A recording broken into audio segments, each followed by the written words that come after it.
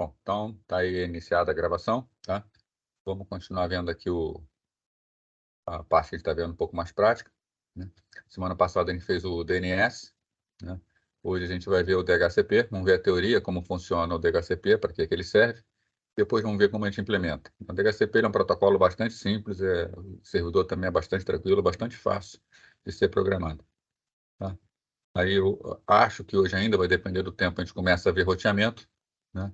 E depois a gente parte para o laboratório de roteamento também, tá? Implementar o roteamento em roteadores. Mas a gente conversa um pouquinho mais para frente.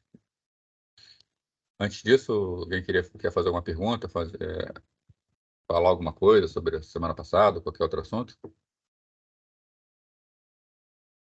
Não. Vamos lá então, qualquer coisa é só perguntar aí, tá? Então, começando aí por DHCP. Bom, o protocolo DHCP, a ideia dele é facilitar a configuração de acesso de computadores a uma rede, tá? Se a gente tem uma rede de computadores, a gente precisa configurar parâmetros na máquina para que essa máquina possa funcionar em rede, né? Basicamente, esses parâmetros que a gente precisa configurar são o endereço IP que o computador possui, né? A sua máscara de subrede, né? Vocês já viram em redes 1 a importância da máscara, por intermédio dela, se uma máquina sabe se o que ela quer alcançar está na mesma subrede ou outra subrede. Se tiver na mesma subrede, o confronto do endereço IP com a máscara vai dizer para ele enviar diretamente, né? Então, basicamente, só para dar uma recapitulada aí, né? Você tem essa seguinte situação: você tem uma rede de computadores com algumas máquinas, e essa rede, para sair para a internet, sai pelo roteador, tá? Por que a gente precisa desses parâmetros, né, de configuração de rede? Por intermédio desses parâmetros, você tem uma determinada máquina, e essa máquina vai fazer o envio de uma informação para outra máquina. Então, essa máquina ela possui um endereço IP, possui uma máscara.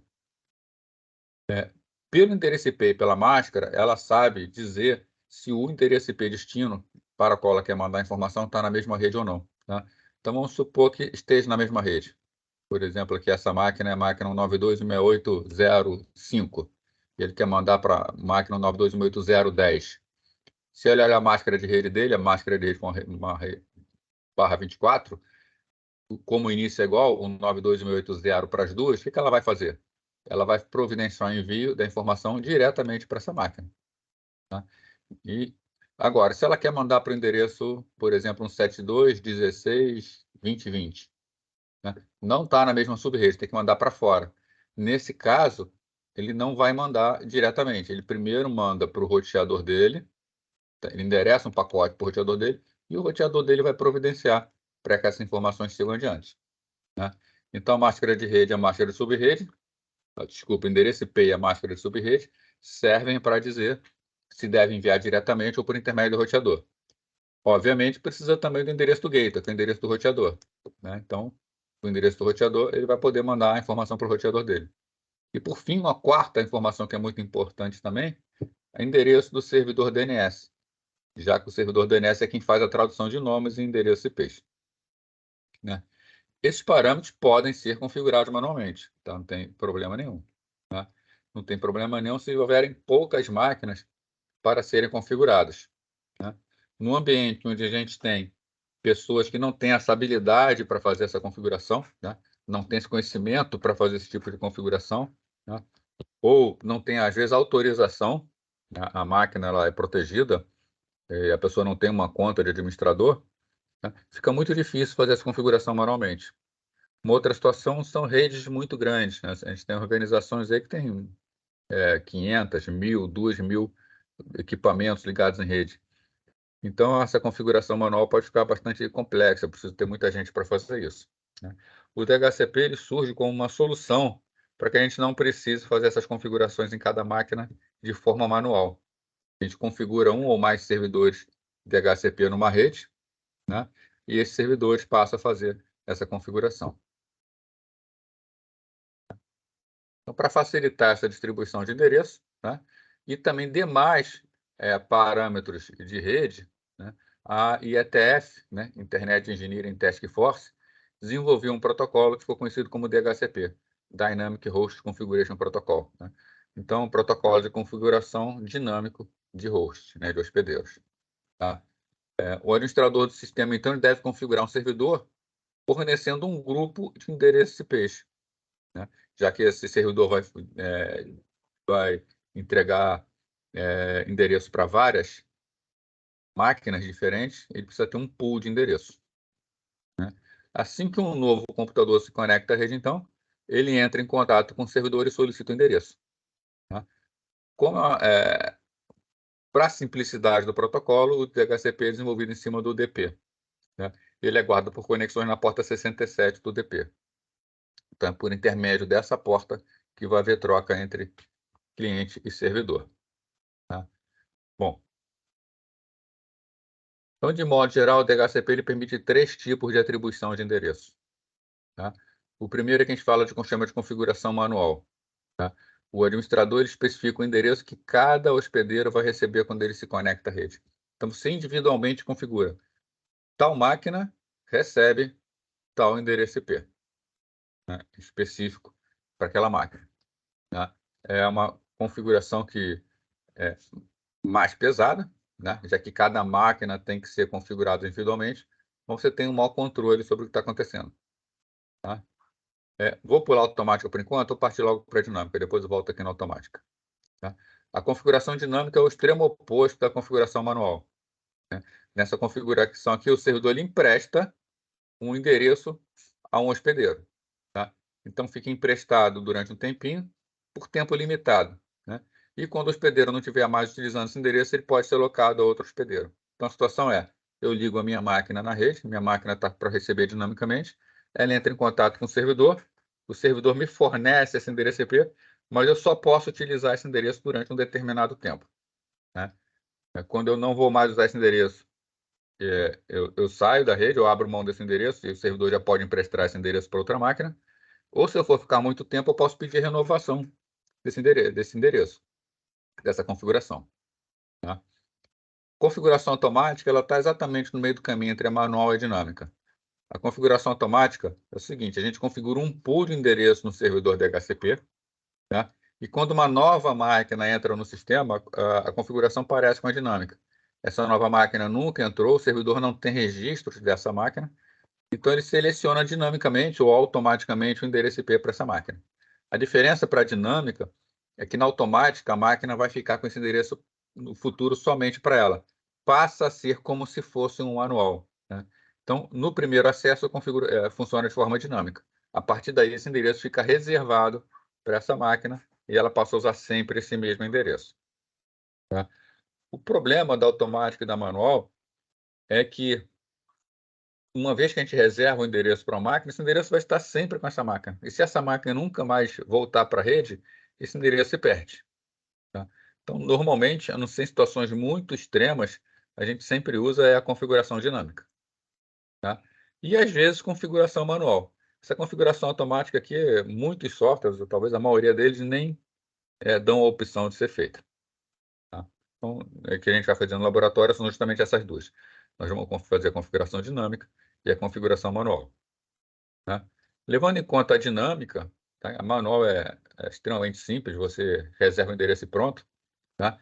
Mas já a configuração dinâmica, o servidor DHCP vai emprestar esse endereço por um período de tempo, tá? Esse período de tempo é configurável pelo administrador, tá? Então a gente vai ver quando fizer a configuração que nós podemos determinar, tá? Esse período de alocação é determinado então pelo administrador do sistema, tá? Conforme já comentei. Bom, estados do cliente DHCP, né? A gente fala estados do cliente porque o protocolo ele dá estados ao cliente, tá? Por simplicidade, por ser um protocolo com UDP, o servidor ele não terá muitos estados, tá? Todo o controle basicamente fica por conta do cliente. Então, basicamente são esses estados aqui, tá? No qual o protocolo passa. Eu vou comentar aqui rapidamente, depois vou entrar um pouquinho mais em detalhes nos slides seguintes, tá? Mas basicamente o cliente ele está aqui nesse estado inicializa, né? Então o que está em amarelinho são os estados, as setas são as transições, que é como um cliente pode ir de um estado para outro, né? Então, por exemplo, do estado inicializa, ele só pode transitar para o seleciona, tá? Do seleciona, ele pode permanecer no seleciona ou ir para o solicita, tá? Esse aqui, por exemplo, o renova, ele pode ir para o limite, ele pode ir para o vincula novamente, ele pode ir para o inicializa, tá? Então são as transições. E o que está em azul são as mensagens que são trocadas, é o tipo de mensagem que é trocada entre cliente e servidor, né? Então, explicando rapidamente aqui, um computador, quando ele é inicializado, tá? Um cliente, ele entra no estado inicializa. Ele está inicializando, ele não tem configuração nenhuma.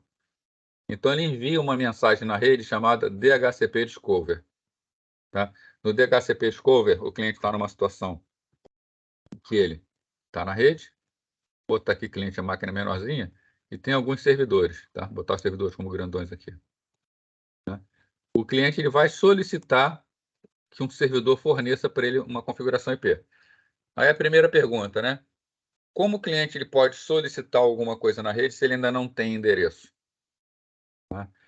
Se vocês lembram, na configuração IP existe um endereço que é chamado endereço de difusão, que é difusão geral, que é o endereço 255.255.255.255. Tá? O cliente ele manda uma solicitação para esse endereço IP aqui. Tá? Com esse endereço IP chega para todo mundo dentro da subrede. Então, ele, mesmo sem ter um endereço, ele usa esse endereço aqui para mandar, como destino. Quando ele faz isso, essa informação vai por toda a rede e chega em todos os servidores da rede. Tá? Então, essa aqui é a mensagem DHCP Discover. Está tentando descobrir um servidor. E ele vai para o estado seleciona. Né? Os servidores todos respondem, ou aqueles que querem, que têm condições de fornecer as configurações para a máquina, elas respondem com DHCP offer, né? Então, discover, descoberta, offer, está oferecendo endereço IP. Então, a princípio, se eu tenho 3 servidores, os 3 servidores vão mandar a mensagem DHCP offer. Tá? O cliente continua no estado seleciona quando recebe essas informações e ele vai escolher um dos servidores. Quando ele escolhe um dos servidores, ele manda uma mensagem DHCP request, né? Para aquele servidor especificamente. Né? Bom, aí ele passou para o estado que chama DHCP, chama solicita. Né? Então, significa o seguinte, que ele inicializou, está selecionando o servidor, aqui ele está no estado que ele fez a solicitação. Né? Talvez o nome melhor seja até solicitação aqui. Né? Mas ele solicitou. Ele está esperando o servidor confirmar. Porque primeiro o servidor oferece, aí ele requisita, aí ele solicita. Conforme ele solicita, o servidor responde com ACK, né, que está tudo bem. Então, nesse momento, quando ele recebe a resposta DHCP ACK do servidor, né, ele já recebe nessa mensagem todos os parâmetros que ele precisa para funcionar. Ele configura o seu IP e ele entra no estado que é chamado de estado limite. Ele vai passar a maior parte do tempo nesse estado limite. O estado limite é o estado no qual ele está trabalhando perfeitamente, sem problema nenhum. Né? Bom, ele vai receber esse endereço IP, durante um tempo. Ele pode trabalhar durante esse tempo. Né? Quando chegar na metade do tempo, né, ele vai ter que renovar. Tá? Então, supor, o padrão do Windows, por exemplo, é 8 dias para uma rede cabeada. Tá? Então, significa que se a máquina ficar ligada direto, quando chegar em 4 dias, ele vai pedir para renovar. Qual o ciclo normal? Ele faz uma requisição de renovação, mandando para o servidor a mensagem de DHCP request, a mesma que ele mandou lá no seleciona. Ele manda DHCP request para o servidor vai renovar, não tem por que não renovar. Né? O servidor responde um DHCP ACK. Tá? Então, cada vez que ele precisa renovar, ele vem DHCP request, DHCP ACK. Pode ser que haja algum problema com o servidor. Tá? Nessa situação, o servidor pode ou mandar um DHCP NAC, que é o Not ACK. Nesse momento, ele solicitou, o servidor falou não. Ele perde as configurações e volta para o estado inicializa, começa tudo. Tá? Ou ele pode, né, não ter uma resposta do servidor, o servidor nem mandou um ACK, nem mandou um NAC. Tá? Então, ele fica esperando um tempo, fica tentando, novamente, vai de vez em quando manda novas mensagens, só que se começar a demorar muito o servidor a responder, ele manda um DHCP request para outros servidores, né? Já que outros servidores fizeram oferta para ele. Ele entra no estado chamado vincula novamente. Se algum dos servidores responder, beleza, recebeu a configuração, volta para o estado que é o estado limite, né. Se não conseguir nada, volta para o estado inicializa, tá. Então, e uma última transição é: estou desligando a máquina, não preciso mais utilizar esse endereço IP. O que que o protocolo DHCP faz? Ele é um protocolo bem comportado, ele manda uma mensagem chamada DHCP release, tá. Com release, ele libera a mensagem. Desculpa, não libera a mensagem não, libera a configuração, libera os endereços que ele recebeu. Com isso, ele volta para o estado inicializa, quando não tem mais configuração nenhuma, pode desligar normalmente, e aquelas informações que ele tinha ficam disponíveis para as outras máquinas, tá. Então é basicamente esse funcionamento, né. Ele inicializa, entra na fase de seleção de servidores, escolhe o servidor solicita e fica usando. De tempos em tempos renova. Isso aqui é exceção. Tá. E no final, quando acaba de usar, libera os dados, tá. Bom, entrando um pouquinho mais, de um pouquinho mais de informações para esses estados aqui, tá. No estado limite, né, estado aqui, estado limite, tá, o cliente configura 3 temporizadores que controlam a renovação, a revinculação e o fim da alocação, tá. O que que é isso aqui? A renovação é quando passa já algum tempo e o cliente está sem, está usando normalmente, né, e passou um tempo, não passa metade do tempo normalmente, o cliente ele tem que fazer renovação das configurações dele. Então ele vai lá no servidor para solicitar renovação, tá. Se ele, ele se ele não consegue fazer renovação, né, vamos botar aqui, ó, botar aqui mais ou menos em termos de uma linha do tempo aqui. Então, isso aqui é o tempo durante o qual ele pode utilizar, tá. Então a gente parou o temporizador, chega na metade do tempo, renovação, tá. Então, chega nesse instante, ele começa a entrar em contato com o servidor pedindo a renovação. E ele manda a mensagem, se o servidor não responde, ele pode mandar novas mensagens solicitando novas renovações, tá. Quando ele chega em 87,5% do tempo, tá aqui, né, ele passa por que é chamado revinculação. Revinculação, ele vai se vincular a qualquer outro servidor. Então aqui uso normal, aqui tentativa de renovação, renovação. Se não conseguir renovar, passou 87,5% do tempo, ele, eh não, desculpa, isso aqui é o período que ele vai tentar fazer renovação. Se ele não conseguir fazer renovação, ele vai entrar aqui, ele vai fazer revinculação, tá. Aí serve qualquer servidor, não precisa mais com o servidor que ele estava alocado, né. E se terminar a revinculação, chegar em 100% do tempo, é o tempo que consideramos o fim da alocação. No fim da alocação, ele é obrigado a liberar o endereço que ele estava utilizando, tá. Eh, então caso chegue o fim da alocação, sem renovação e revinculação, o cliente deve interromper imediatamente o uso do endereço IP. Ele perde a configuração IP. Tá legal o funcionamento aí, gente? Bom, nosso próximo assunto, né, é roteamento. Mas antes disso, vamos então ver como a gente configura servidores DHCP, tá? Ainda dentro da ideia de configurar com Windows que tem uma interface mais facilitada. Não que o Windows não seja fácil, né? É bastante fácil, tá? Sobrando tempo no final, se der tempo, a gente pode voltar aí para fazer no Linux. Então vamos lá. Aqui tem uma máquina. Aqui é uma máquina, aquela máquina vista que a gente usou semana passada, né. Tá aqui já aberta a máquina, né, vou dar aqui o comando ipconfig, que é o comando que a gente pega a configuração da máquina, para ficar entrando em interface gráfica. A gente vê que essa máquina está com o endereço 169.254.208.27, tá. Esse endereço 169 é o endereço que a Microsoft coloca quando a máquina não consegue obter o endereço IP, né. Então, o estado dessa máquina aqui ela foi inicializada. Vou buscar aqui as configurações de rede dela.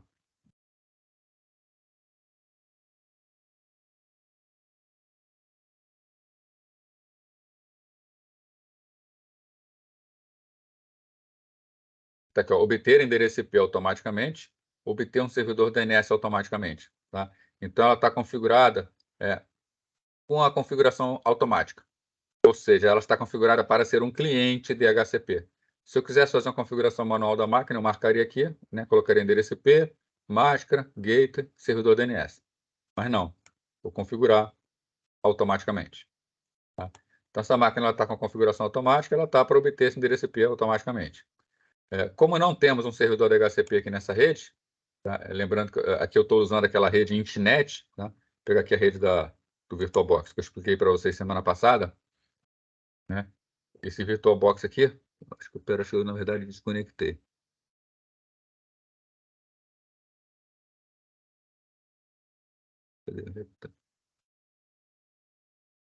Caramba, pera.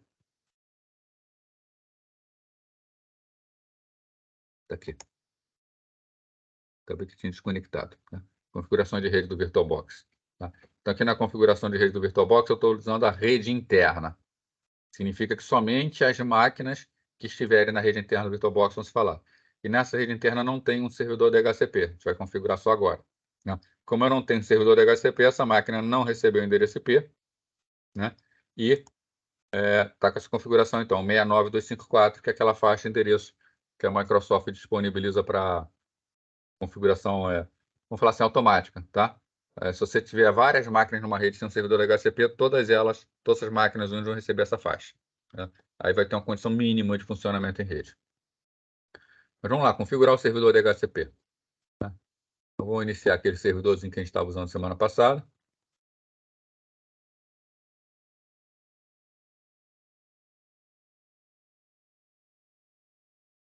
Está iniciando aqui a máquina virtual. Tá? Só for tendo qualquer pergunta, pode abrir o microfone, falar, escrever, fica à vontade aí. Está aqui iniciando o servidor.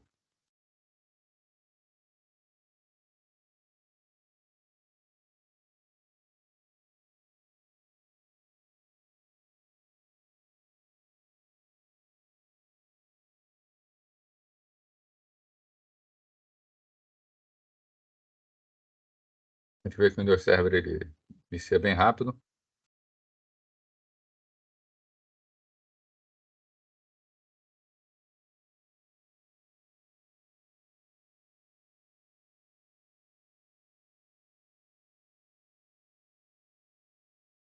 Inicializou aqui. Fechar isso aqui para começar com a tela vazia. Tá? Então, para a gente fazer a instalação de servidores, né, do serviço servidor, a gente viu que é só entrar aqui, né, no gerenciador de servidores, tá? Ou, outro caminho para o gerenciador de servidores, se não tiver aqui, é iniciar, ferramentas administrativas, gerenciador de servidores. Né? Chama o mesmo software, então vocês vão ver que vai habilitar ali embaixo.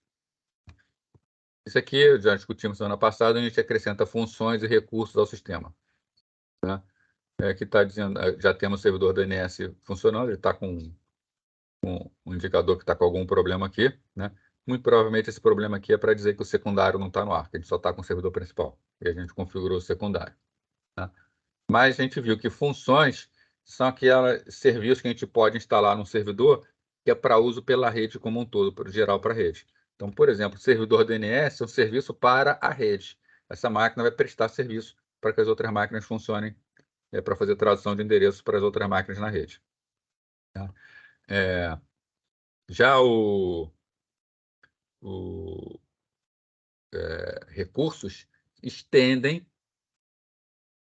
as funcionalidades da máquina, mas como máquina, né? Por exemplo, um servidor que está aqui, que a gente pode botar aqui no recurso, botar aqui adicionar um recurso para a gente ver, só para dar uma lembrada. Seria, vamos ver aqui, por exemplo, cliente Telnet, cliente TFTP, que eu estou habilitando novos programas na máquina. Deixa eu ver se tem mais aqui. Por exemplo, servidor Telnet, que é um servidor para essa máquina poder ser acessada remotamente por outras máquinas. Né? No caso aqui, nós estamos interessados no serviço DHCP. O serviço DHCP ele entra como função de servidor. Né? Então, para a gente instalar nessa máquina o DHCP, a gente vem aqui em adicionar funções. Tá? Adicionar funções, então a tela inicial aqui, dando boas-vindas, falando como é que funciona. Aqui estão as funções que a gente pode adicionar ao servidor. Semana passada, nós instalamos o servidor DNS, então ele já aparece aqui como instalado. Tá? Então, vamos instalar agora o servidor DHCP. Lembrando que para instalar servidores no Windows Server, você não precisa nem estar conectado à internet, nem ter o disco de instalação. Tá? Ele já deixa todos os arquivos prontos para você fazer a instalação.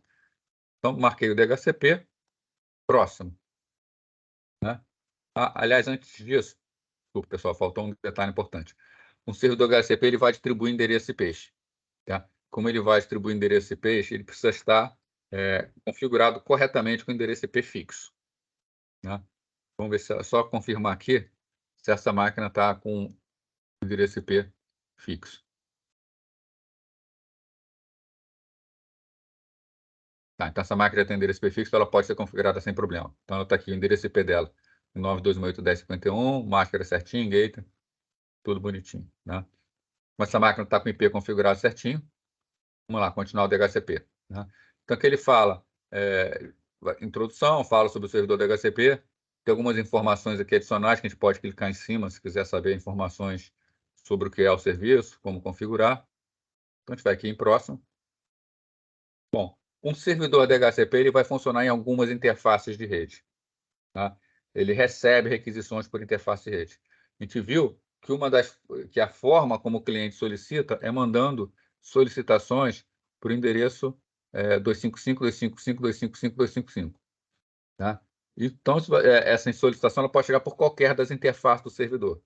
Eu seleciono nessa configuração quais interfaces estão autorizadas a receber solicitações de DHCP. Essa minha máquina ela só tem um endereço IP, então só aparece essa interface aqui. Né? Se essa minha máquina tivesse várias ligações com a rede, várias placas de rede, com vários endereços diferentes, eu selecionaria quais conexões aceitariam. Tá? Pode ser mais de uma. Tá? Então, nessa conexão, nessa rede aqui, está marcado já, vou em próximo. Aí, domínio pai. Né? Aqui é o domínio DNS da máquina. Né? Então, aqui no domínio pai, vou botar lá o labredes.com.br, o domínio DNS que a gente configurou semana passada. Né? Endereço IPv4 do servidor DNS preferencial. Aqui ele já traz o que está configurado nele, então ele sugere que seja o dele. Né? A gente pode clicar aqui em validar se quiser, para ver se está funcionando o servidor DNS. E depois eu posso botar aqui endereço IPv4 de servidor DNS alternativo. Então foi validado, está válido, o servidor DNS está funcionando. Né?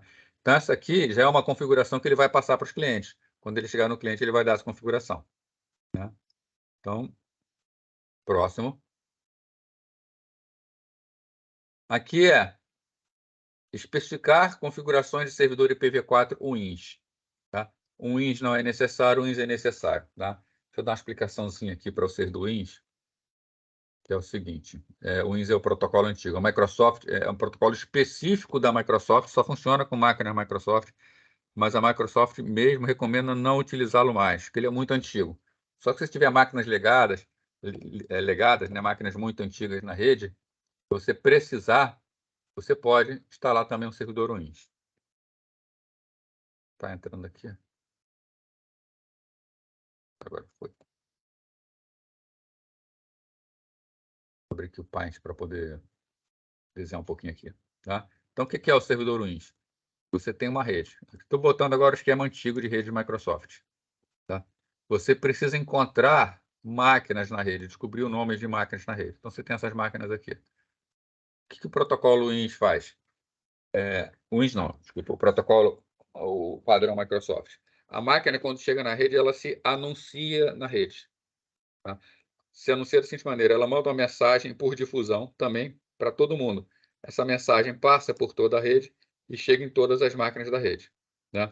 Então, todas as máquinas que estão nessa rede recebem a informação. Então, aqui a máquina A se anunciou. Eu sou a máquina A. Todas as máquinas descobrem na rede que essa máquina A está ativa e o endereço dela, porque ela se anunciou. Se você tem um roteador no meio da rede e tem uma outra rede, o que acontece? Difusões não passam por roteadores. Tá? A razão é óbvia. Se a difusão passasse por roteador, a internet só faria difusão, porque todas as difusões que acontecessem no mundo iria para todo mundo. Tá? Então, aqui no caso do Wins, essa informação, quando chega no roteador, fica parada no roteador. Para que serve o servidor Wins? Eu posso colocar na rede um servidor Wins e configurar servidor Wins. Em todas as máquinas, eu digo quem é o servidor Wins. Assim, essa máquina A, o que ela faz? Ela se anuncia, ela se cadastra no servidor Wins, vai estar lá no cadastro. Como as máquinas das outras redes também podem estar cadastradas nesse mesmo servidor Wins, quando essa máquina se anuncia na rede, as outras máquinas de outras redes também ficam sabendo. Tá? Então, o serviço Wins é um serviço de anúncio de máquinas, para que você possa encontrar máquinas numa rede Microsoft. Todas as máquinas que estão cadastradas em servidores Wins encontram todas as demais. Tá? O recomendado é usar o DNS para isso, não utilizar mais serviços Wins. Então, aqui está perguntando se é para especificar também configuração de servidor Wins. Tá? O padrão é não. A gente vai deixar não, porque a gente não vai usar servidor Wins. Se quisesse usar, é só instalar também. Próximo. Tá? Agora vem aqui, adicionar ou editar escopos de DHCP. Aqui já permite iniciar uma configuração de DHCP simples. Tá? A gente vai fazer essa configuração simples, vai testar, e depois vai desfazer para fazer uma configuração mais completa. Só para mostrar como é que seria aqui. Tá? Então, o escopo é uma faixa de endereço, uma configuração para a gente poder passar endereço para as outras máquinas. Eu vou sempre adicionar um escopo quando eu quiser, então vou adicionar aqui. Tá? O escopo eu vou dar um nome, que é um nome administrativo, apenas para ficar sabendo. Como eu estou usando o Lab Redes aqui, eu vou chamar esse escopo de Lab Redes. E eu vou botar o endereço IP inicial e o endereço IP final. Tá? Esse endereço IP inicial, esse endereço IP final, ele vai servir, vai ser justamente a faixa que vai ser distribuída. É a faixa que os clientes podem receber. Né? Então, nessa rede aqui, eu vou botar como endereço IP inicial 192.168.10.100. Tá? E final 192.168.10.199. Então, clientes podem receber endereço IP nessas faixas aqui, de 100 a 199. Que tipo de subrede? Com fio, as únicas opções que dão são assim, com fio ou sem fio. Tá? Depois a gente vai fazer uma configuração mais para frente, a gente vê como é que pode mudar isso aqui com facilidade. Isso aqui estou fazendo que vai ser uma concessão com fio. Tá? Que, na verdade, não tem nada a ver ser com fio ou sem fio, isso aí é coisas que a Microsoft sugere, então coloca o nome e tenta estabelecer novos padrões, que na verdade não existem. Tá? Então, tipo de subrede com fio vai ser de 8 dias a concessão, e ativar esse escopo. Quando eu for adiante, tá? Vai ser feita essa ativação e as máquinas clientes já vão poder receber essa informação. Tá? Umas outras configurações tem aqui, máscara de rede. Então, essa configuração aqui, o cliente vai receber um IP daqui, vai receber essa máscara aqui de subrede, e eu vou botar um gateway também, 192.168.0.1. Tá? Então, essas são as informações que os clientes recebem. Vou dar OK. Né?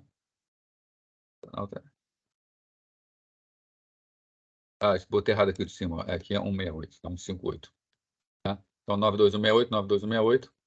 Vou dar OK. Né? Quando eu der próximo, o escopo está ativado. Né? Habilitar ou desabilitar o módulo de monitoração DHCP, versão 6. Vou desabilitar aqui, a gente vai fazer só do 4, tá? Para ver que é mais tranquilo. Próximo. Vou mandar instalar o servidor DHCP. Então, ele vai instalar, fazer aquela configuração inicial e vai funcionar. Então, rapidamente, a gente já tem, a gente coloca e já temos um servidor DHCP na rede.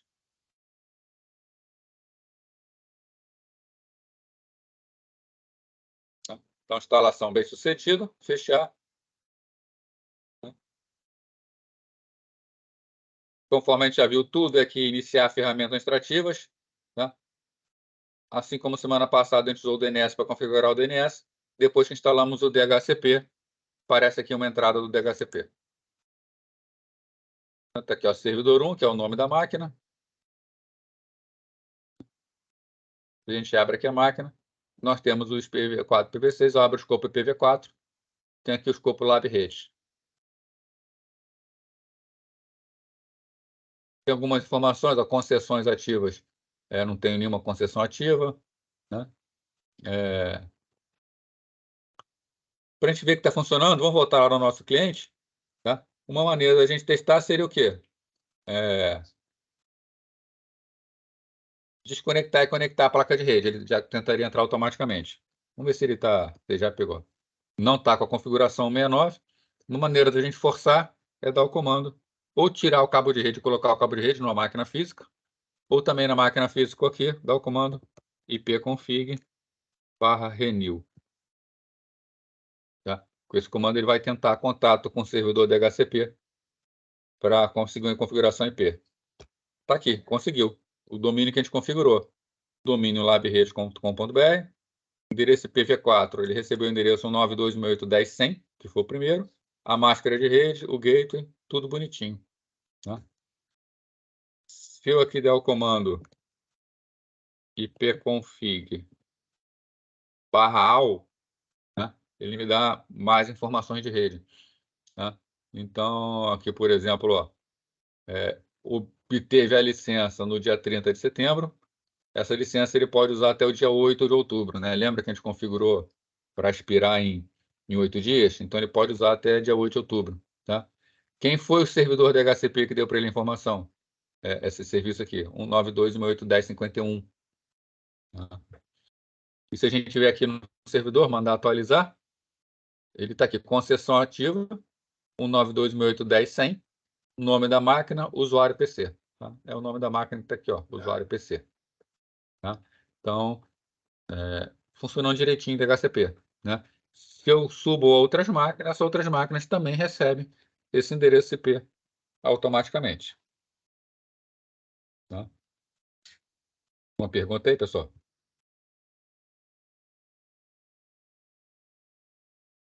Vamos fazer o seguinte, tá?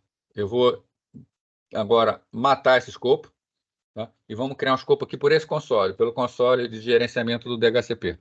A gente vai ver que a gente consegue fornecer mais informações, porque a configuração que a gente faz durante a instalação é só uma configuração básica, mínima, para botar um sistema funcionando. Tá? Então, primeira coisa, eu vou, né, matar esse escopo. Então, vou selecionar o escopo, aí botão direito, excluir. Né? Excluir o escopo. Tá? Da maneira que está, daqui a 8 dias essa máquina ia perder a configuração dela. Tá? Mas eu vou configurar a perda agora. Tá? Vou forçar a perda agora. Vou botar aqui o ipconfig/release. ipconfig/release, ele vai devolver a configuração IP. Aí não, ficou 2S sem querer, release. Então, ele liberou a configuração IP. Vou botar aqui agora, ipconfig, tá? Não tem nada. Vou botar agora o /renew para forçar a pegar para ver o que vai acontecer. Tá? Então, ele está tentando descobrir um servidor DHCP. Quer ver que vai levar um tempo aqui. Como ele não vai conseguir descobrir o servidor DHCP, ele vai ficar sem configuração, né? Já que o nosso servidor aqui já não está funcionando mais, né? Não tem mais o escopo em funcionamento. Né? Enquanto ele está tentando ali, vamos tentar um novo escopo, fazer um novo escopo aqui.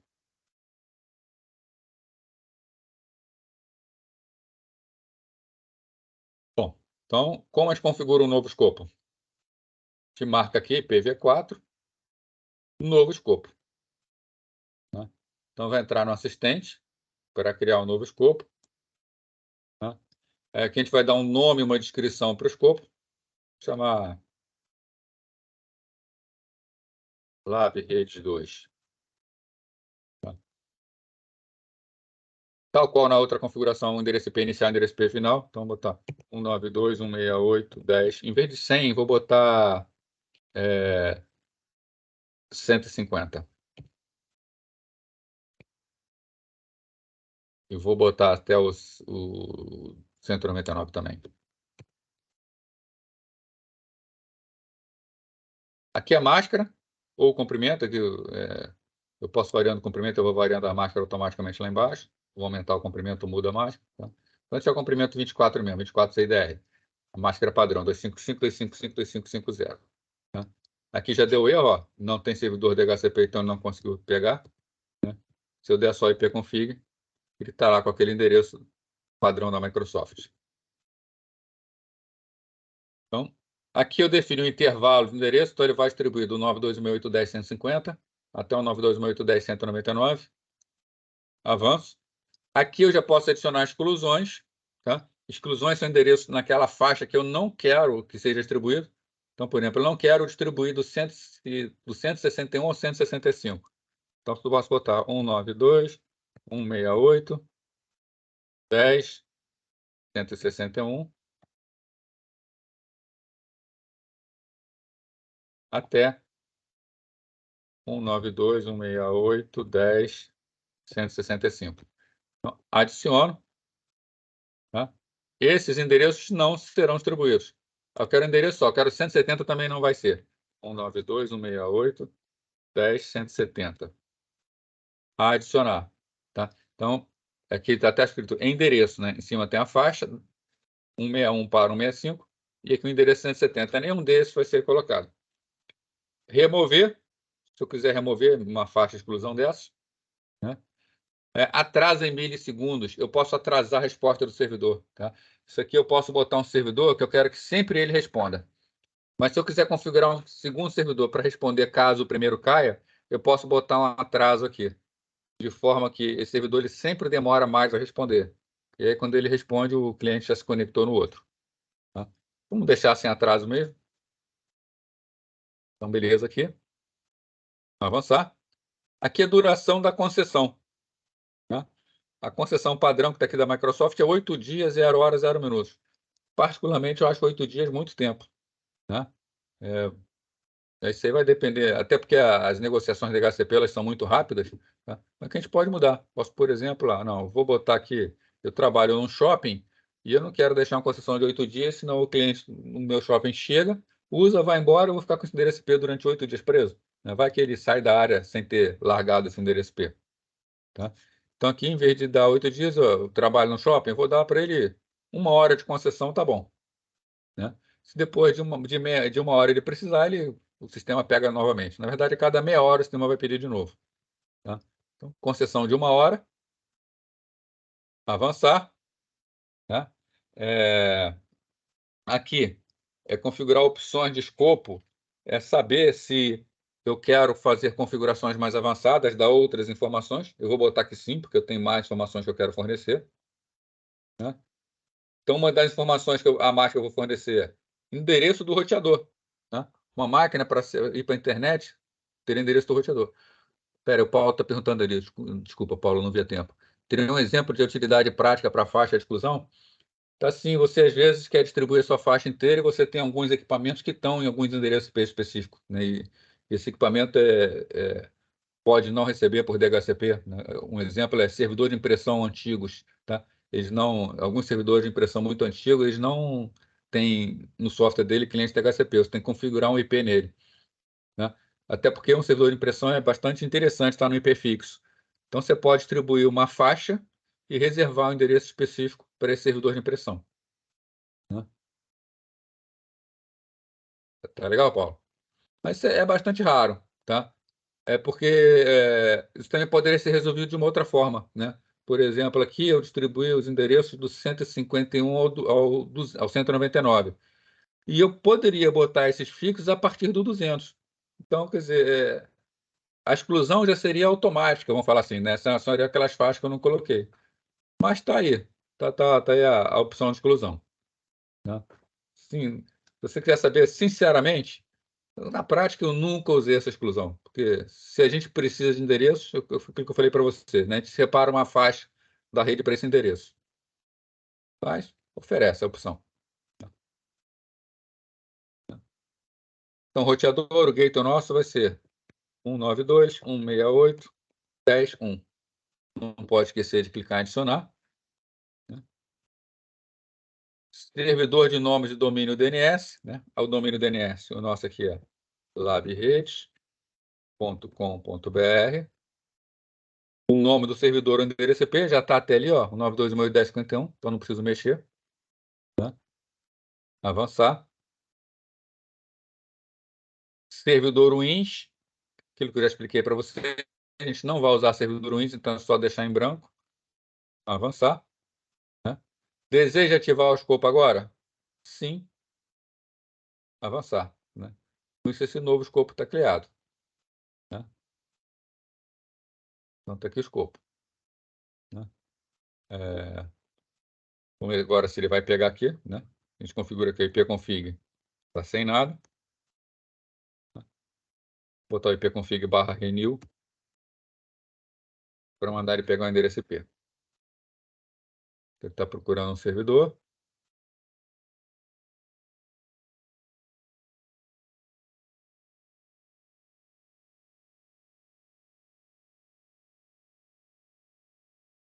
Pegou. 92.168.10.150. Né? A gente pega aqui concessões ativas, o 92.168.10.150. Pegou todos os parâmetros bonitinho, né? Confirmando aí.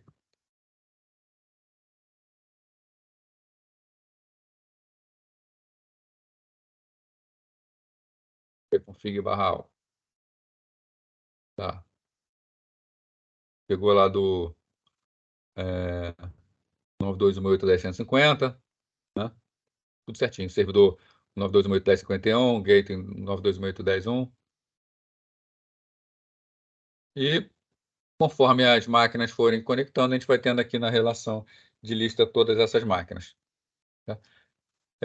Um serviço DHCP, ele permite configurar várias outras opções. Tá? Eu posso vir aqui em cima do escopo, né? Aí no botão direito propriedades, né? Eu tenho uma série, eu posso mudar as propriedades do escopo. Aqui, vamos ver outra coisa. Ó.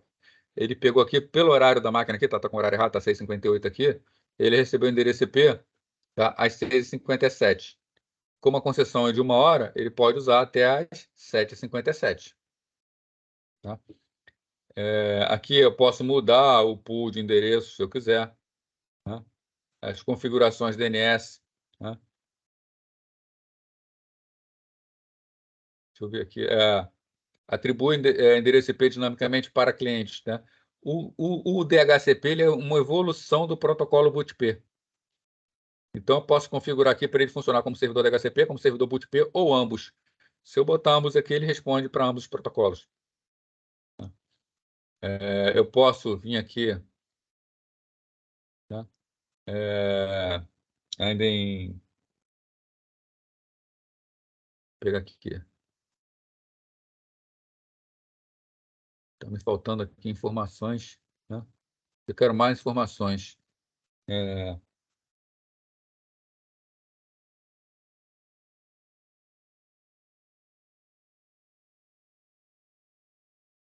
Personalizar, né? Deixa eu pegar aqui. Não, espera que está me falhando a memória aqui. Deixa eu atualizar aqui ele.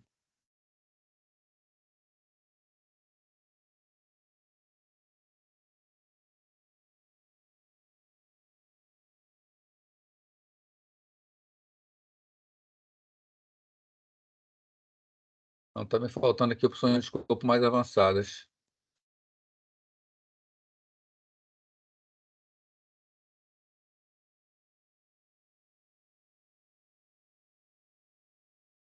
Vou mostrar para vocês uma informação que não está aparecendo aqui.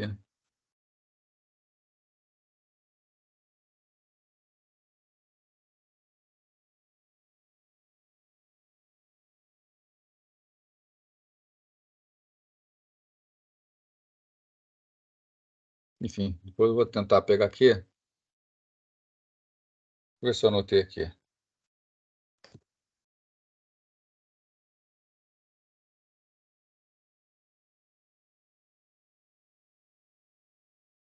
Não.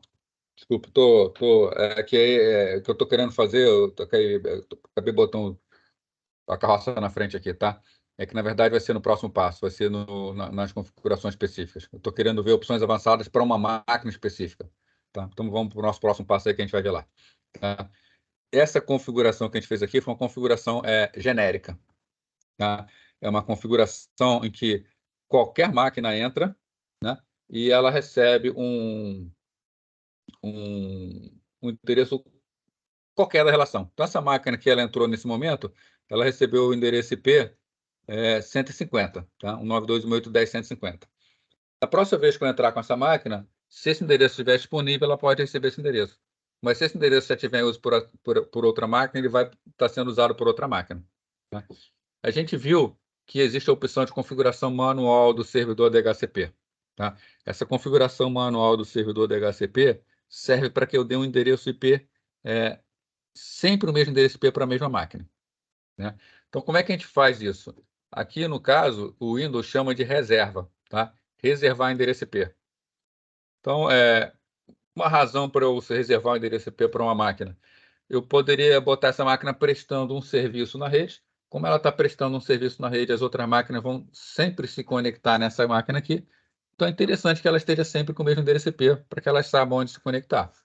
Tá?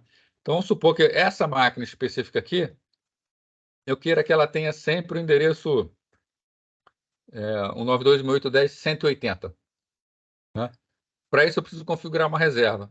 Agora, como o endereço IP, como o servidor DHCP vai saber quem é essa máquina quando ela solicita? Eu preciso que essa máquina tenha uma característica única, que a diferencie de todas as demais na rede. Tá? Toda máquina tem essa característica que é única, que é o endereço físico de rede. Tá? Esse endereço físico, que está aqui, ó, 080027299795, é o endereço que vem na placa de rede.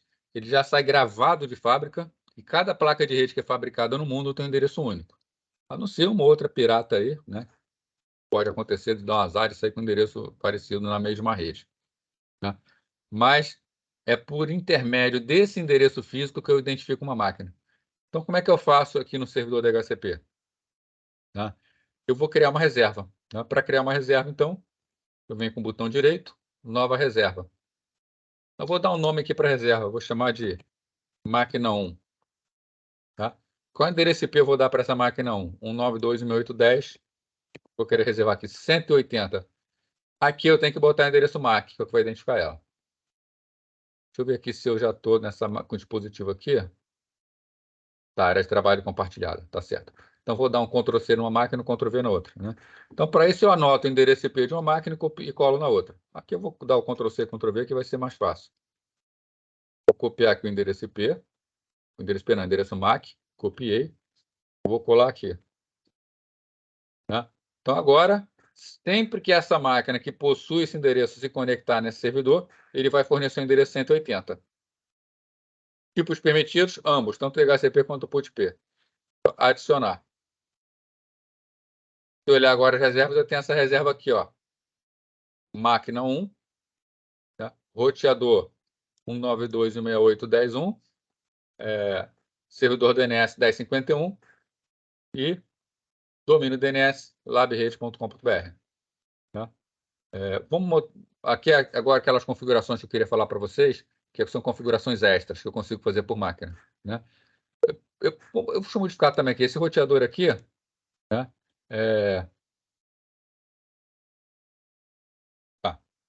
A reserva aqui. Propriedades. Tá? Tá a propriedade da máquina ali. Tá? Configurar opções. Aqui. Aqui eu posso botar opções específicas para essa máquina. Eu posso aqui, por exemplo, o roteador. Tá? Eu vou botar o roteador dela. 192.168.10.2. Só para ver um valor diferente. Tá? Então, já tem o roteador configurado. Servidores de nome. Para essa máquina, eu vou querer, no geral, a máquina está dando o endereço 192.168.10.51.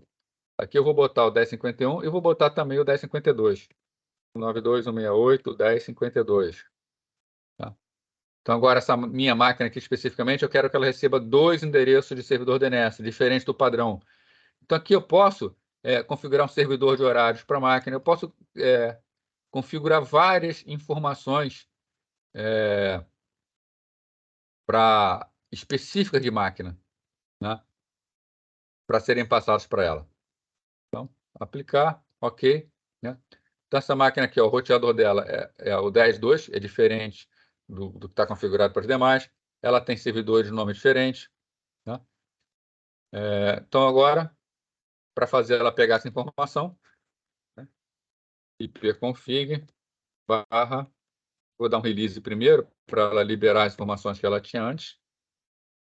E agora vou fazer um renew.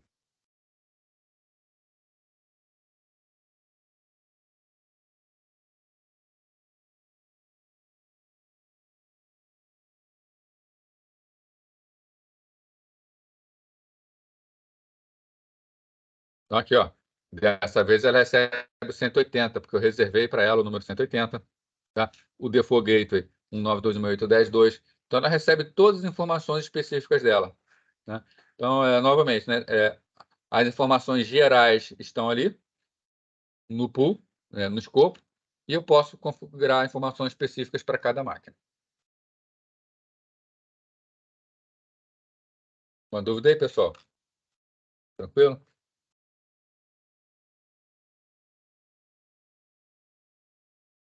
Então, o servidor DHCP, tá?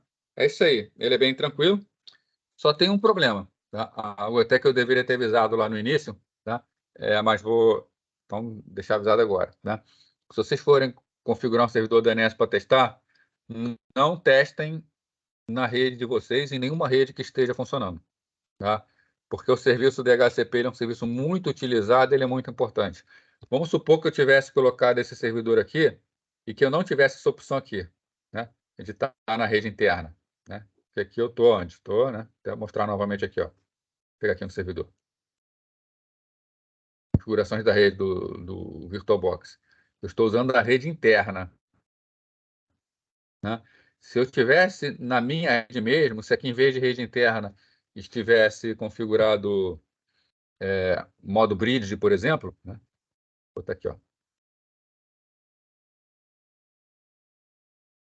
Se o meu tivesse configurado aqui placa em modo bridge, esse meu servidor aqui, DHCP que eu acabei de configurar, ele estaria funcionando na minha rede daqui de casa, tá?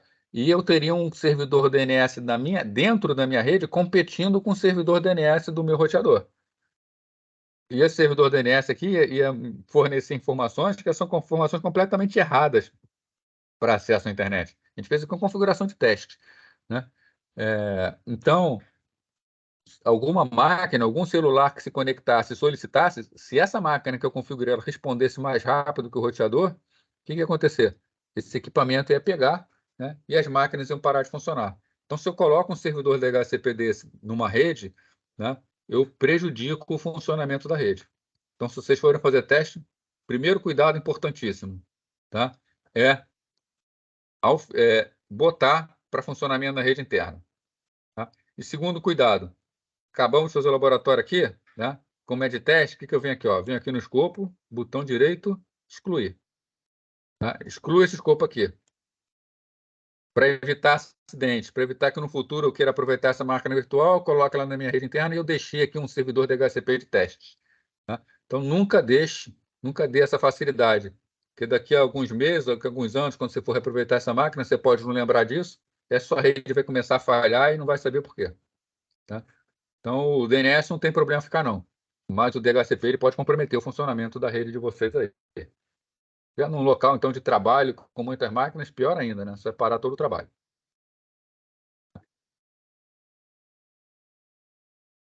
Bom, gente, então, DHCP é isso aí, né? DHCP ele é bastante tranquilo, é bastante fácil configurar, né? Essa configuração aqui que a gente fez no Windows, se você faz num roteadorzinho, tá? É bastante parecido, né?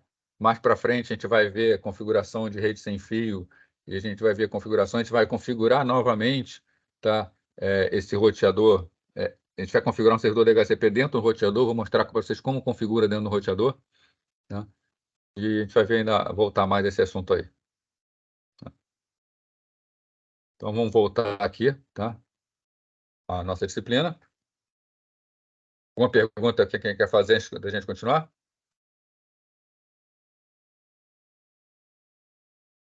Bom, então beleza. Eu acho que eu já coloquei lá no Canvas para vocês. Deixa eu conferir aqui o roteiro lá para fazer a instalação do Packet Tracer, né? Só confirmar. Se eu não coloquei, eu vou colocar lá. Um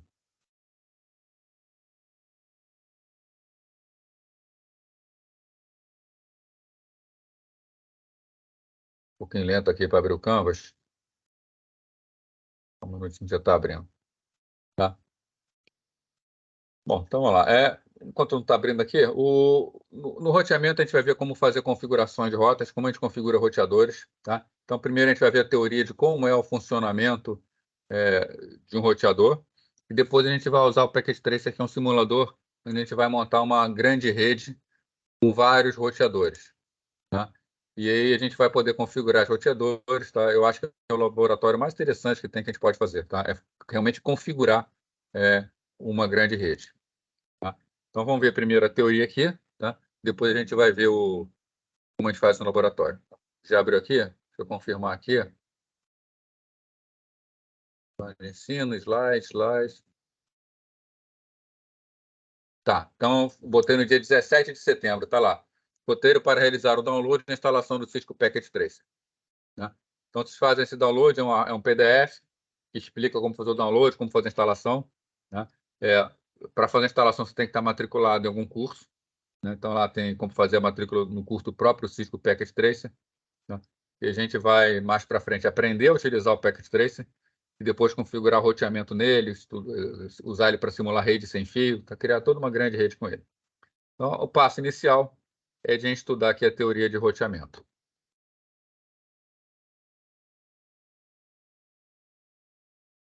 Então, vamos começar vendo algoritmos de roteamento. Vamos ver diferentes algoritmos e como eles funcionam. Tá? Então, no estudo da camada de rede, a gente viu que o roteador envia datagramas pela internet conhecidas as tabelas de repasse. Tá? Então, as tabelas de repasse, nós vimos que é o seguinte, é uma tabela que tem dentro do roteador, que conforme a informação chega no roteador, a sua porta de entrada, a porta de entrada tem uma tabela, o endereço IP destino é confrontado com a tabela, essa tabela vai dizer, né, tem várias portas de saída, ele vai dizer por qual porta deve sair. Então, por exemplo, né, porta 0, porta 1, porta 2, porta 3. Aí na tabela de repasse pode estar lá, a porta de saída é a porta 1. Então, para esse endereço que chega. Então, a informação vem e sai pela porta 1. Esse é o trabalho da tabela de repasse. Só que essa tabela de repasse ela já está pronta quando o pacote chega, mas ela tem que ser montada em algum momento. As tabelas de repasse são montadas, então, pelos algoritmos de roteamento. Tá? Os algoritmos de roteamento eles trabalham para poder montar todas essas tabelas. Tá? Em geral, um computador ele está diretamente ligado a um roteador. Tá? É o que a gente chama de roteador default para esse hospedeiro. Também é conhecido como roteador de primeiro salto. É o roteadorzinho que a gente tem na nossa casa. Tá? A gente denomina, tá, roteador de origem, o roteador default, tá, do hospedeiro de origem, e roteador destino, o roteador default do hospedeiro destino. Então, isso aqui eu tenho a minha rede aqui em casa, na minha rede eu tenho um roteador. Tá? Para eu chegar no destino, eu vou passar por vários roteadores ao longo do caminho. Tá? Pode até ter caminho redundante aqui no meio. Tá? E aí, existe uma rede de destino. Então, tem a máquina origem, que envia informação, e a máquina destino, que recebe a informação. Né? Então, o roteador de origem é o roteador de primeiro salto, é o da máquina que envia, e o roteador de destino é o último roteador no caminho, é o da máquina, é o que vai entregar, fazer a entrega final. O problema de rotear um pacote da origem até o destino, tá? Se reduz a direcionar o pacote do roteador de origem ao roteador de destino. Né? Então, isso quer dizer o seguinte, o roteamento ele só leva em conta roteadores. Tá? E, basicamente, o que eu preciso fazer é, eu tenho um roteador origem e um roteador de destino. Eu preciso descobrir o que a gente chama de árvore de escoamento, que é o caminho, os caminhos que tem para chegar até o destino. Então, como os algoritmos normalmente funcionam? Os algoritmos funcionam descobrindo quais são os melhores caminhos para chegar até um destino. Tá? E aí o meu roteador de origem vai estar em um desses melhores caminhos. E eu vou escolher esse melhor caminho. Tá? Então, a gente pode definir a finalidade do roteamento como, dado um conjunto de roteadores conectados, com essa rede aqui de roteadores, um algoritmo de roteamento descobre um bom caminho entre o roteador de origem e o roteador de destino. Tá? Em geral, bom caminho é aquele que tem menor custo. E cada algoritmo vai definir o que é melhor custo. Para uns é a quantidade de roteadores pelos quais passa, para outro é baseado em políticas, tá? Política mesmo, não quero passar por determinado país. Tá? Outra é por questão de vazão, qual caminho tem maior vazão. Outra questão de tempo, qual caminho é o mais rápido, tá? Então, a gente não pode confundir vazão com velocidade. Tá? Vai depender do custo, mais para frente a gente vai estudar alguns parâmetros de custo. Né? A gente representa uma rede, tá, de roteadores por intermédio de um grafo. Então, esse grafo aqui, tá, está me representando uma rede com os roteadores U, V, W, X, Y, Z. Tá? Os nós estão representando os roteadores e as arestas, as ligações entre os roteadores. Então, isso aqui, ó, para ir do roteador U para o roteador W, custa 5. Para ir do roteador U para o roteador V, custa 2.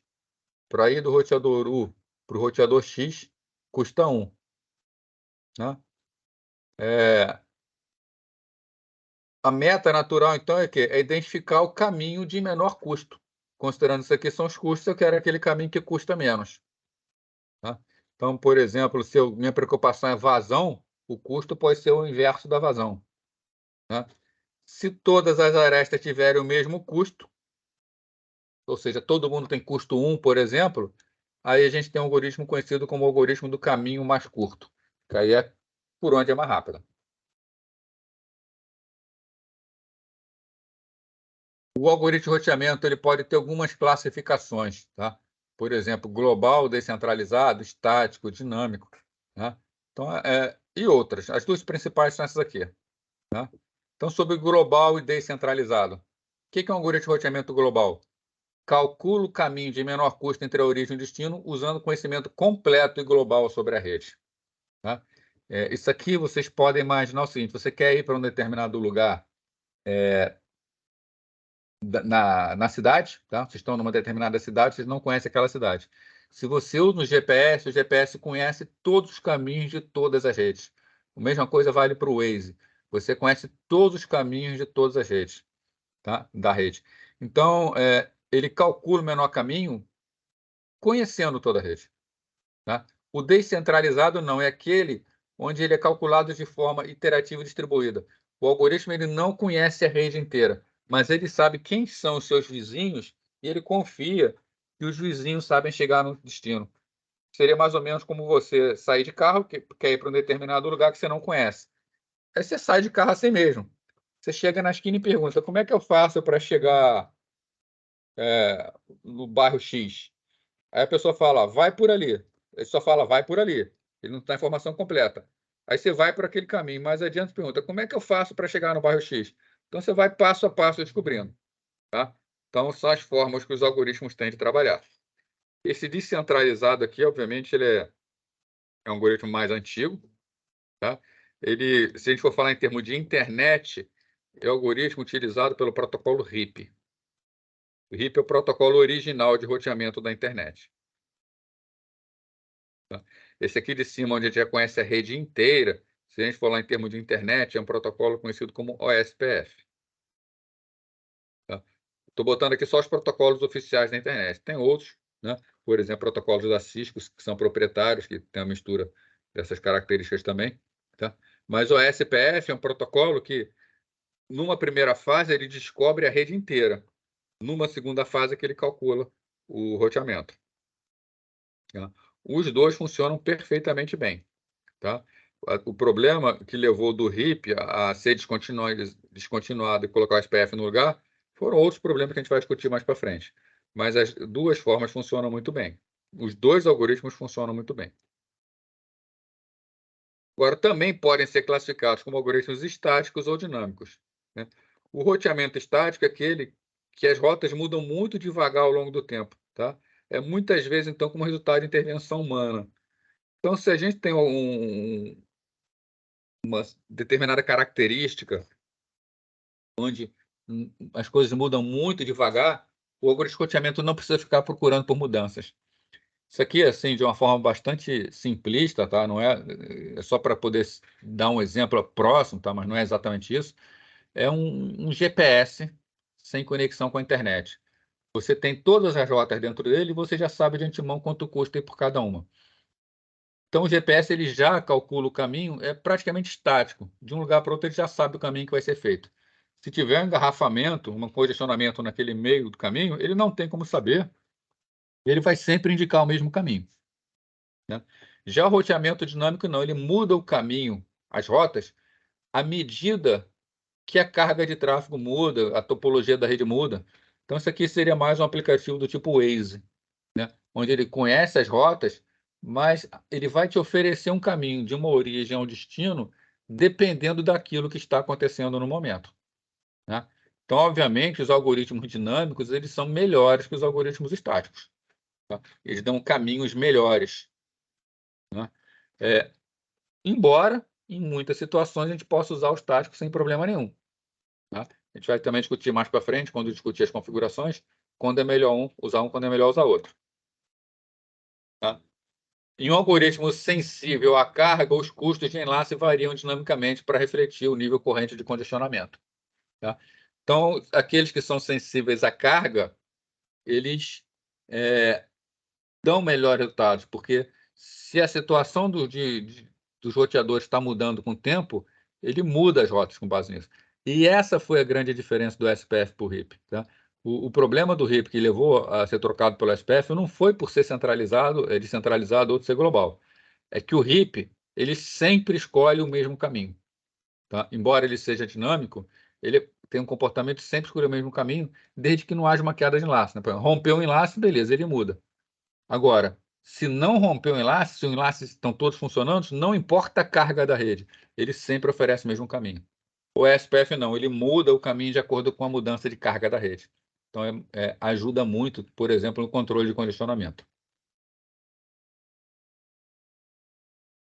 Então, vamos ver um primeiro algoritmo, que é como funciona o algoritmo de roteamento de estado de enlace, tá? O estado de enlace é esse primeiro aqui, é o global, tá? É o exemplo do SPF, né? Então, roteamento de estados de enlace, né, conhecido como link state ou LS, né, é aplicável quando a topologia da rede e todos os custos estão disponíveis. Ou seja, quando o roteador conhece a rede inteira, tá? Ele é um algoritmo baseado algoritmo utilizado pelo SPF, conforme já falei para vocês, que é o protocolo oficial da IETF, ou seja, o protocolo oficial da internet, tá? E ele é baseado no algoritmo de Dijkstra, né? Escreve Dijkstra, né? Então tem gente que fala Dijkstra, tem gente que pensa que o nome é americano e fala Dijkstra, mas esse cara aqui, ele é holandês, se não me engano, tá? E na língua dele lá, o D e J é Dij, tá? Então, algoritmo de Dijkstra. Calcula o caminho de menor custo entre o nó de origem e todos os outros nós da rede, tá? Então, após K interações, ele conhece o caminho de menor custo para K nós de destino. Ele sai operando de nó em nó até conhecer todo o destino. Para dar um exemplo, vou fizer uma rede aqui. Então, aqui eu tenho uma rede que eu tenho uma origem e 5 destinos, que tem as suas topologias, tá? Como esse algoritmo, suas ligações, como esse algoritmo funciona? Ele está aqui, começa nesse cara aqui. Aí ele determina quem é o menor próximo a ele. Então, ele só está ligado a 2, né? Então, aqui eu vou botar aqui roteador A, roteador B, C, D. Então, ele só tem vizinhos B e D. Ele vê quem é o que tem menor custo. Vamos supor que o menor custo seja B. Então, ele já faz essa ligação aqui. Ele sabe que agora B é o de menor custo, já está marcado. Então, como esse aqui é o menor custo existente, não existe um menor caminho para B. Agora, de B eu posso chegar em C, em E ou em D. O que custa menos? Ir direto de A para D, ir de A para C passando por B e de A para E passando por B, né? Vamos supor que o caminho de menor custo seria por baixo. Então, ele passa a ser esse aqui. Agora, D também faz parte, tá? Então, ele vai chegar e quer chegar em C. É melhor chegar em C por B ou por D, tá? Vamos supor que seria por B, mais barato. Então, ele faz o caminho de cima. Então, ele vai verificando sempre quem é o próximo mais curto. Com isso, ele consegue descobrir todos os caminhos mais curtos. aqui está o algoritmo, tá? E na tela seguinte tem um passo a passo aqui, tá? Vou falar rapidamente do algoritmo, depois mostrar o passo a passo. Tá? Então, o algoritmo tá? Cadê aqui? Tá. U é o nó de origem, é onde vai começar. Tá? A partir daí, ele calcula o custo, quanto custa para ir. Desculpa, tá? Isso aqui essas são explicações, eu vou estar aqui do lado. U é o nó de origem. Tá? Existe uma função CWV que mede quanto custa para ir do enlace entre W e V. Tá? Então, aqui, por exemplo, CWZ. Qual é o custo de CWZ? É 5. É o quanto custa para ir de W para Z. Tá?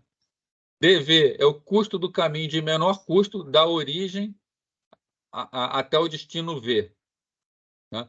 Então, no caso aqui, no exemplo, quem seria DV? É o custo para ir, por exemplo, de U até W.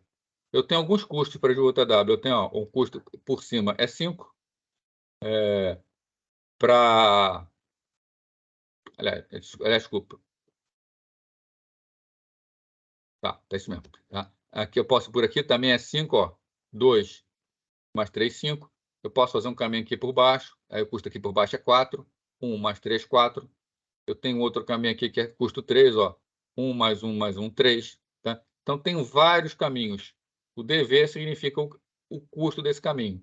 O que a gente procura é o menor DV possível. Aqui eu tenho um DV de 5, aqui eu tenho um DV de 5, aqui eu tenho um DV de 4, aqui eu tenho um DV de 3. No caso, eu estou interessado nesse DV de 3, que é o menor. Tá? Eu tenho PV, que é o nó anterior ao longo do caminho, para poder guardar aqui o anterior, para poder voltar. Tá? E eu tenho N', que é o conjunto de nós V, tá? Pertencente a N, né? Se o caminho for conhecido. Então, N' são os nós já conhecidos. Tá? E aqui está o algoritmo, como ele vai funcionar. A princípio, o único caminho conhecido é o U, que é a origem. Depois, para cada um dos vizinhos, ele calcula o custo para o vizinho. Ele escolhe sempre o vizinho de menor custo e entra no loop. Tá? Então, para todas as máquinas que fazem parte do subconjunto, eu verifico os caminhos de menor custo e vou somando. Tá? Para não ficar perdendo tempo aqui, vou explicar esse funcionamento aqui nessa imagem aqui. Tá? Então, aqui eu tenho as várias etapas. Tá? Eu tenho aqui na rede os roteadores U, V, W, X, Y, Z. Tá? Esse aqui é o algoritmo de Dijkstra. Tá? Depois a gente vai ver, tá? Existe uma forma de descobrir como é essa topologia. Tá? Aqui eu não estou levando em conta como descobrir a topologia, estou levando em conta que eu já tenho a topologia. Né? Então, aqui na etapa 0, tá? Quem é o meu conjunto N'? O conjunto N' é o conjunto daqueles roteadores que eu já sei as rotas dele para os próximos destinos. O meu conjunto N' é só o do U. Por enquanto, eu só conheço o U. Tá? E quanto custa para ir de U para V? Né? I de U para V, né? Tá aqui, ó, DV e PV. PV é o anterior. Então, I de U para V custa 2, indo direto de U. Tá? Para ir, eu ainda posso ir de U para W. I de U para W custa 5. Então, para chegar no destino W, tá? Gasto 5 indo por U.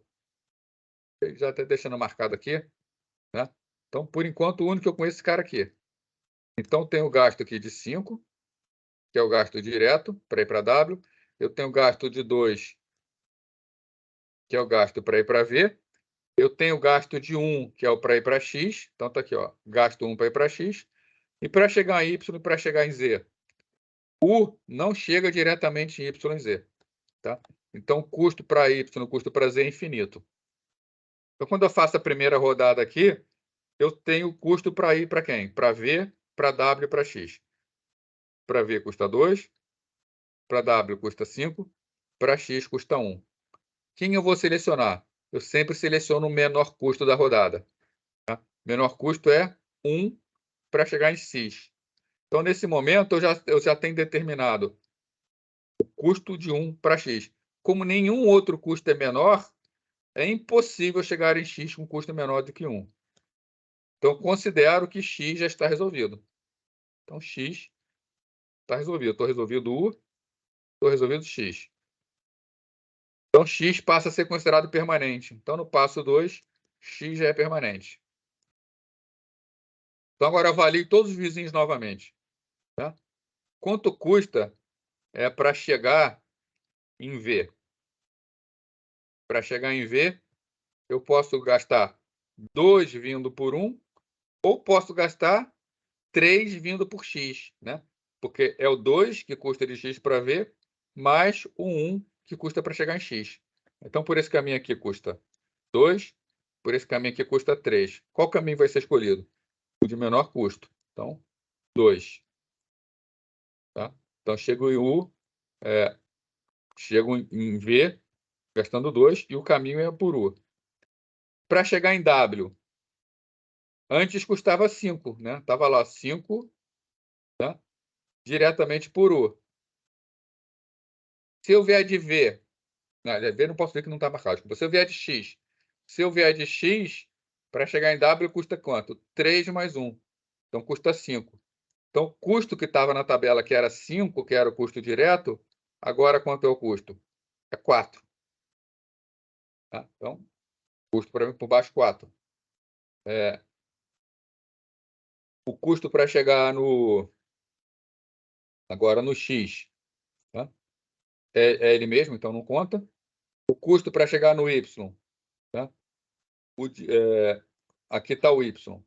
Antes não tinha como chegar, agora para chegar por X custa quanto? Custa 2. Custa 1 para chegar no X, mais 1 para chegar no Y. Então, o custo para chegar no Y é 2. Para chegar no Z não tem como chegar ainda. Tá? Então, nesse momento aqui, quais são os menores caminhos? Eu tenho o menor caminho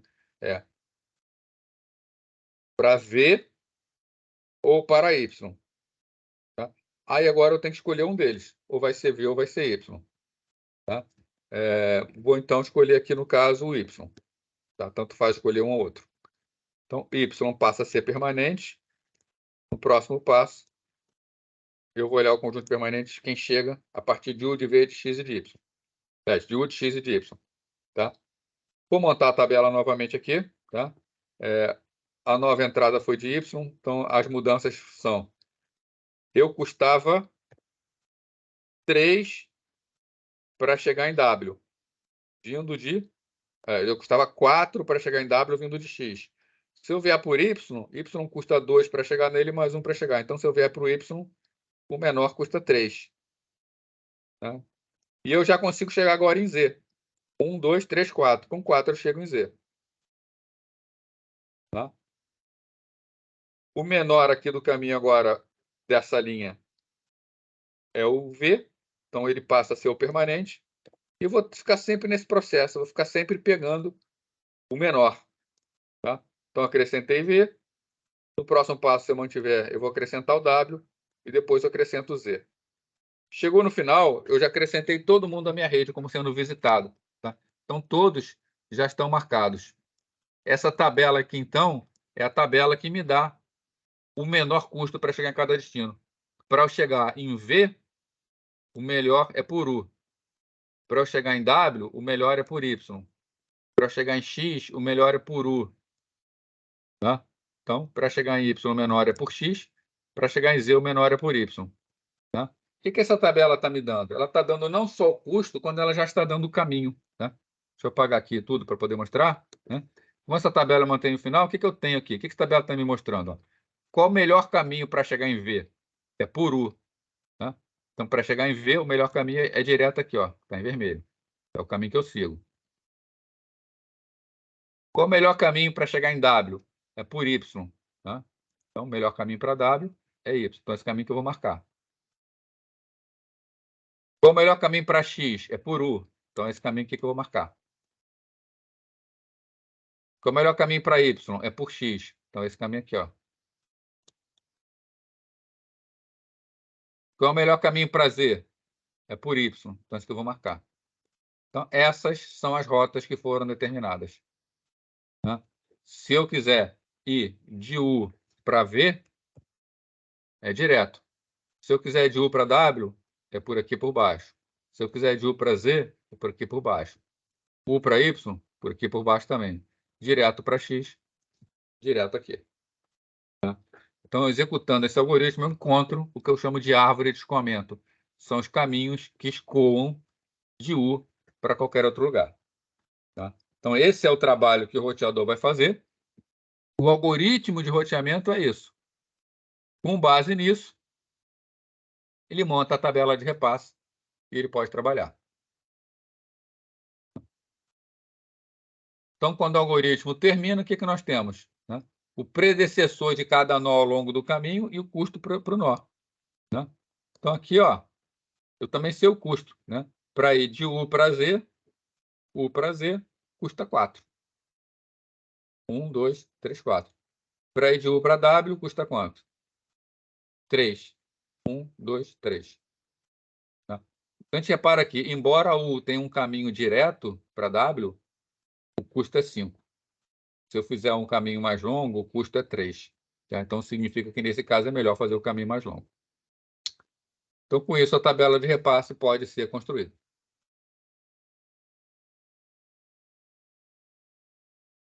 Por fim, algoritmo de vetor de distância. Tá? Vamos ver ele rapidinho aqui, a gente termina. Tá? Então, enquanto o roteamento de estado de enlace usa informação global, ou seja, ela precisa do conhecimento inteiro da rede, tá? O roteamento de vetor de distância ele é interativo, assíncrono e distribuído. Tá? A gente não conhece a rede de antemão. Ele consegue calcular os caminhos através de conversa com vizinhos. Tá? Então, ele é distribuído por quê? Cada nó recebe informação de um ou mais vizinhos ligados a ele. Então, através da conversa com vizinhos, por isso que ele é distribuído. Ele realiza os cálculos localmente e depois distribui o resultado para os outros vizinhos. Né? Então, eles estão, vamos falar assim, fofocando o tempo inteiro. Eles estão conversando com os vizinhos, descobrindo se aconteceu uma novidade e repassando essas novidades. Tá? É óbvio que é o seguinte, isso é uma fofoca distante. Né? Então, até a informação chegar nele pode demorar um pouco. Por isso que ele converge mais lentamente, conforme a gente vai ver. Ele demora mais para refletir uma mudança. Tá? Ele é interativo porque o processo continua, tá? Até que nada seja necessário trocar entre os vizinhos. Os vizinhos só propagam mudanças, né? Só propagam as novidades. Então, uma vez que parou de ter novidade, parou de ter a fofoca entre os vizinhos, não tem mais que conversar nada e já está resolvido. Tá? Então, ele não precisa mais trabalhar. Se acontece alguma coisa na rede, em um determinado ponto, mudou uma situação, caiu um enlace. As fofocas começam tudo de novo, eles começam a trocar informações entre eles até parar. Tá? E é síncrono porque não requer que todos nós executem simultaneamente. Eles são provocados pelas mudanças.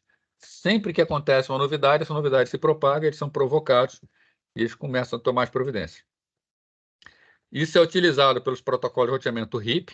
O RIP é o protocolo antigo da internet, quando a internet era pequena, e o BGP. O BGP é o protocolo de núcleo da internet, é um dos mais importantes que tem na internet. Tá? Ele que faz as ligações entre as gigantescas redes, né? Ligações entre continentes, por exemplo. Tá? Ele também tem esse comportamento. Tá? Aqui está o funcionamento do protocolo. Tá? Cada nó ele começa com um vetor dxy, né? Para todos os nós, que é o custo de quanto custa para ir até y, até o nó y. Tá? Esse vetor ele é conhecido como vetor de distâncias do nó x, que é a estimativa para chegar em cada um dos outros y. Então, um vetor, tá? Vamos botar aqui assim, ó.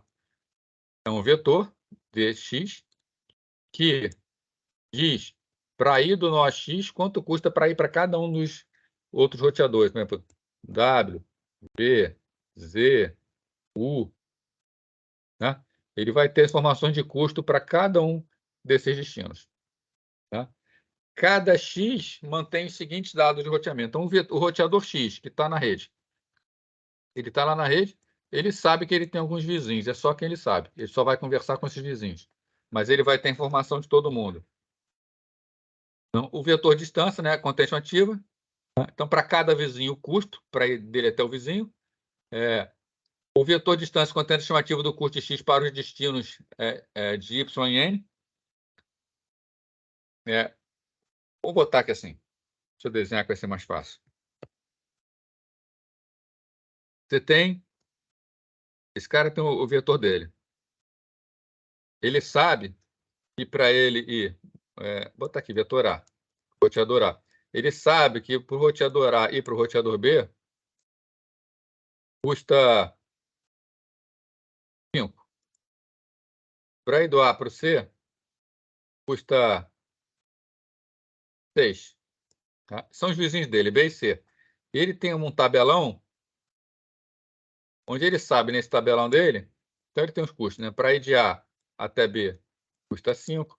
Para ir de A até C, custa 6. Mas ele tem outros roteadores que não estão ligados a ele. Ele tem, por exemplo, o roteador W. O roteador W, ele sabe, por interações futuras, que custa 20 para chegar lá.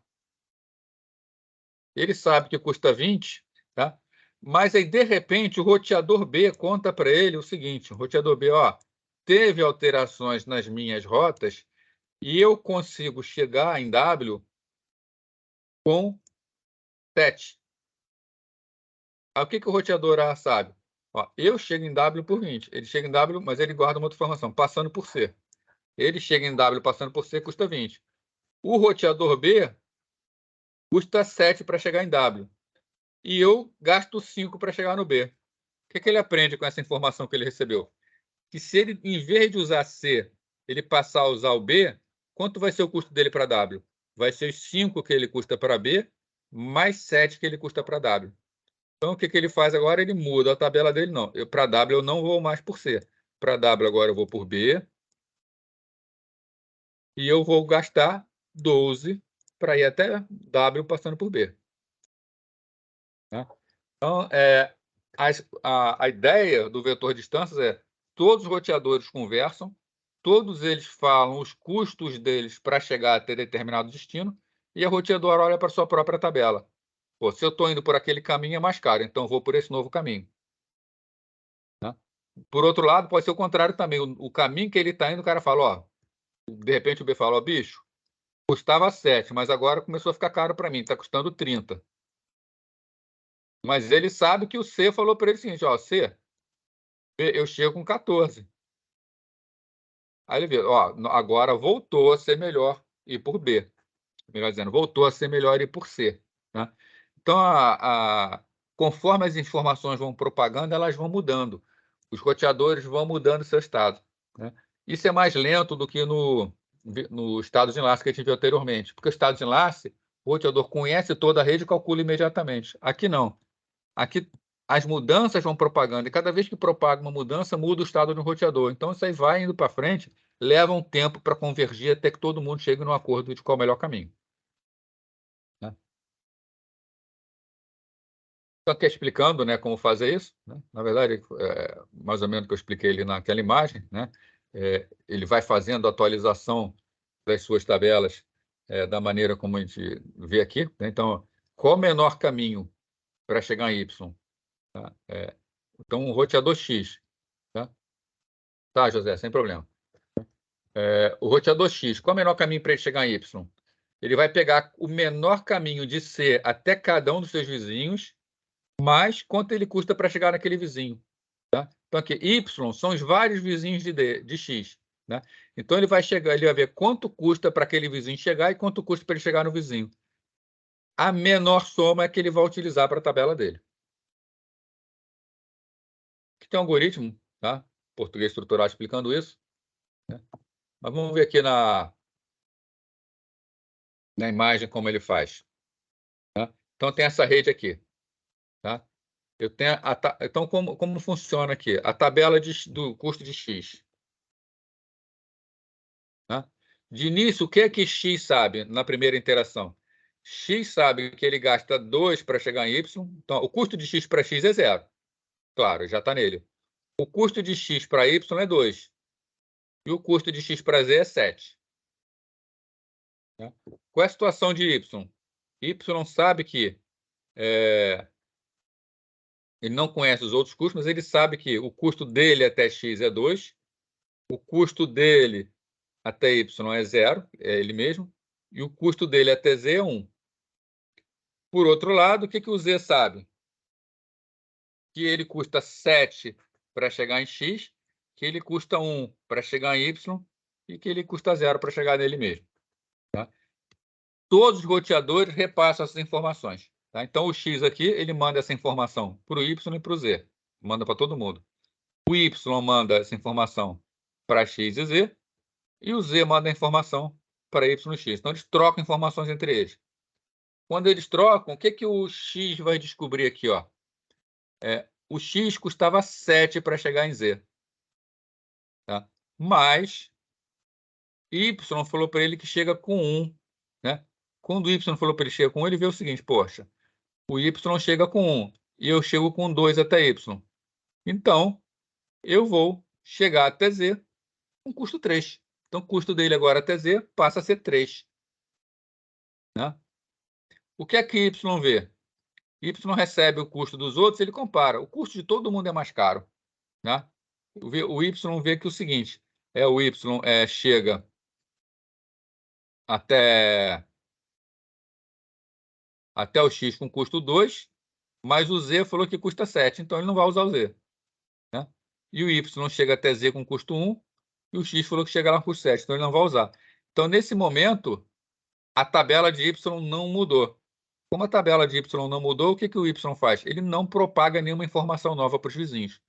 Só vizinho que teve alteração é que propaga informação nova. Tá? E o que aconteceu com o Z? O Z aprendeu que antes ele ia para X com custo 7, mas ele aprendeu que se ele for por intermédio de Y, ele vai custar 3. Então, Z mudou suas tabelas. Então, nessa segunda rodada, só quem mudou a tabela foi X e o Z. Então, só quem propaga para os vizinhos é X e Z. Como o Y não teve alteração, não manda nada. Com a nova propagação, se a gente reparar, nada de novo acontece. As tabelas se mantiveram, então nada mais propaga. Então, não haverão novas trocas de tabela enquanto não houver mudança nas rotas. Tá? Isso aqui a gente viu, dá a impressão de ser mais rápido, mas nós estamos com rede bastante pequena aqui. Né? Quando nós estamos com uma rede grande, com vários roteadores, são várias propagações mudando o tempo inteiro. Então, a tendência é que as informações trocadas por esse algoritmo elas permaneçam durante um bom tempo até convergir. E sempre que há mudança na rede, sacode toda a rede até convergir novamente.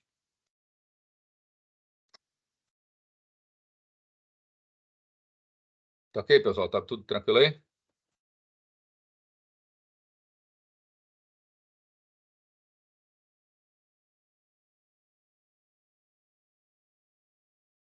Então, esses são os dois principais algoritmos. Tá? Semana que vem a gente vai voltar aí fazendo alguma comparaçãozinha e depois a gente já pode começar a fazer esse laboratório para fazer o roteamento. Tá? Antes da gente entrar no roteamento propriamente dito, a gente vai ver como utilizar o Packet Trace, eu vou mostrar para vocês. Está claro que não vai ser um curso completo de Packet Trace, mas um curso que seja suficiente para a gente poder fazer esse laboratório de roteamento, fazer o laboratório de rede sem fio, fazer um laboratório também de instalação de rede, projeto de rede que ele permite. Tá? A gente vai usar bastante o Packet Trace. Tá? Vou deixar aqui uma relação.